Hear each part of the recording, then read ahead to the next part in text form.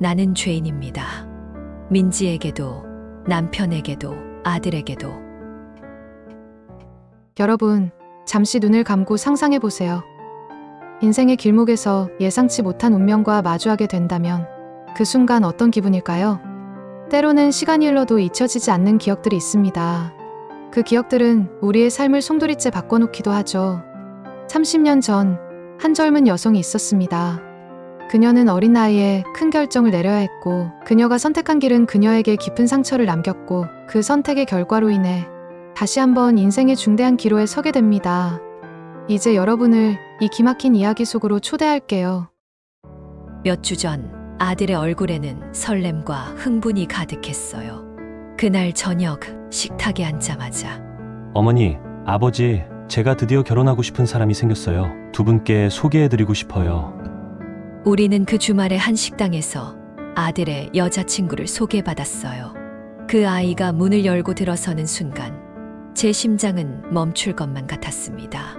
애써 마음을 다잡으며 저는 침착하게 그 아이를 맞이했어요. 어머니, 아버지, 이 사람이 제 여자친구 김민지예요. 민지야, 우리 부모님이셔. 안녕하세요. 처음 뵙겠습니다. 김민지라고 합니다. 민지는 밝고 따뜻한 미소를 지으며 인사했고 그 아이의 눈빛은 순수하고 진심이 담겨 있었어요. 우리는 함께 저녁 식사를 하며 이런저런 이야기를 나누었고 민지는 저희 가족에게 자연스럽게 녹아들었어요. 하지만 저는 마음 한편이 무거웠습니다. 그 아이의 얼굴을 보고 있으면 30년 전의 기억이 떠오르며 저를 괴롭혔어요. 그날 밤 잠자리에 들면서도 저는 쉽게 잠을 이루지 못했어요. 이상하게도 민지의 얼굴이 머릿속을 떠나지 않았고 저는 그 아이를 향한 복잡한 감정을 정리할 수 없었습니다. 다음 날 아들에게 넌지시 물어봤죠. 재중아, 민지 부모님은 뭐 하시니? 미리 말씀드렸어야 했는데 민지는 어렸을 때부터 고아원에서 자랐어요. 그래서 그런지 독립적이고 강한 면이 있어요. 고아원이라니. 그럼 부모님은? 부모님에 대한 기억은 없대요. 아주 어릴 때 고아원에 맡겨졌다고 하더라고요. 하지만 항상 밝고 긍정적이에요. 어려운 상황에서도 절대 포기 안 하고 잘 살아왔더라고요. 엄마, 저 민지랑 정말 행복해요. 많이 사랑하고 있고요. 그런 이유로 반대하시는 것 아니죠? 저는 할 말을 잃었습니다. 민지가 고아원 출신이라는 사실을 알게 된 순간 제 마음은 다시 한번 요동쳤어요. 그 아이가 겪었을 아픔과 외로움을 생각하니 마음이 아팠습니다. 그리고 그 아이가 혹시 하는 생각이 저를 괴롭혔어요. 30년 전 저는 어린 나이에 아이를 낳았어요. 하지만 세상은 너무 무서웠고 저는 아이를 지킬 자신이 없었어요. 그래서 저는 결심했어요. 아이를 위해, 아니 저를 위해 아이를 고아원에 두고 오기로요. 그래서 작은 담요에 아이를 싸서 고아원 앞에 두고 돌아섰습니다. 차마 발걸음이 떨어지지 않았지만 저는 그렇게 해야만 했어요.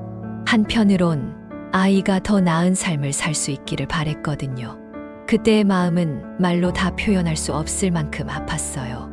그렇게 저는 돌아왔지만 마음속 깊은 곳에서는 항상 아이가 그리웠어요. 매일 밤 아이의 얼굴을 떠올리며 후회의 눈물도 흘렸죠. 세월이 흘러 저도 새로운 삶을 시작했지만 그 아이는 언제나 제 마음속에 남아 있었어요. 며칠 후 저는 결심했어요. 민지가 나온 고아원을 찾아가 보기로요. 혹시나 하는 마음에 그곳에서 확인할 수 있는 무언가를 찾고 싶었어요. 안녕하세요. 무엇을 도와드릴까요? 안녕하세요. 저는 김민지라는 아이의 기록을 확인하고 싶어서 왔습니다. 몇 가지 절차를 거친 후 저는 그 서류를 볼 수 있게 됐어요. 서류에는 민지의 기록이 상세히 적혀 있었어요. 고아원에 처음 들어온 날, 그리고 그날 입고 있던 옷이며 특징들까지 하나하나 읽어 내려갈 때마다 제 마음은 점점 무거워졌습니다. 그리고 마지막으로 그 아이의 등에 작은 반점이 여러 개 있었다는 기록. 그 순간 제 마음은 무너져 내렸어요. 민지는 제가 30년 전에 두고 온 그 아이였어요. 저는 믿을 수 없다는 듯이 서류를 다시 읽고 또 읽었어요. 모든 증거가 하나의 사실을 가리키고 있었죠. 민지는 제 친딸이었습니다. 모든 것을 알게 된 후 저는 깊은 고뇌와 번민에 빠졌어요. 버렸던 딸을 다시 찾았다는 사실이 너무나도 기뻤지만 다른 한편으로는 두려웠습니다. 내가 어떻게 해야 할까? 민지에게 모든 사실을 말해야 할까? 아니면 이대로 모든 것을 숨기고 무덤까지 가져가야 할까? 하지만 만약 진실이 밝혀진다면 민지는 나를 용서해 줄까? 남편과 아들의 나에 대한 배신감은 어떻게 감당할 수 있을까? 나는 죄인입니다. 민지에게도, 남편에게도, 아들에게도. 하지만 민지를 다시 잃고 싶지 않아. 그 아이가 행복하기를 바랄 뿐이야. 그래서 저는 이 모든 사실을 가슴에 묻고 민지를 내 딸로, 내 며느리로 받아들이자 결심했습니다. 그것이 민지를 위한 최선의 길이라 생각했어요. 사실 남편은 제가 방황하던 시절 절 잡아준 사람이었어요. 아들 하나 데리고 장사하던 사람인데 제가 가여워 보였나 봐요. 전 그냥 제 삶이 힘들어서 그 남자를 붙잡았어요. 민지를 버린 죄책감에 아들에게 더 많은 사랑과 관심을 주었었죠. 남편과 아들 또한 제 삶의 소중한 일부분이 되었어요. 이제 신랑과 신부가 서로의 손을 잡고 평생을 함께할 것을 맹세하는 순간입니다. 신랑, 신부 서로를 바라보며 사랑의 맹세를 해주시기 바랍니다. 민지야, 너와 함께한 모든 순간이 나에게는 정말 소중해. 너와 함께라면 어떤 어려움도 이겨낼 수 있을 거야. 사랑해. 나도 사랑해. 오빠와 함께라면 어떤 미래도 두렵지 않아. 민지야, 우리 집으로 시집 와서 정말 고마워. 엄마가 너를 만난 건 정말 큰 행운이야. 우리 함께 행복하게 지내자. 감사해요. 저도 잘할게요. 사랑해요, 어머니. 두 사람 모두 서로를 믿고 의지하며 살아가렴. 어려움이 닥쳐도 함께라면 무슨 일이든 이겨낼 수 있을 거야. 오늘 드디어 민지와 아들의 결혼식이 끝났어요. 두 사람은 서로를 바라보며 행복한 미소를 지었고 그 모습을 바라보며 나는 다짐했습니다. 이 모든 비밀을 가슴에 묻고 두 사람의 행복만을 위해 살아가겠다고. 민지야, 너는 나의 소중한 딸이자 내 아들의 사랑스러운 아내야. 너희 둘이 함께 행복하게 살아가는 모습을 보는 것이 이제 나의 유일한 바람이란다.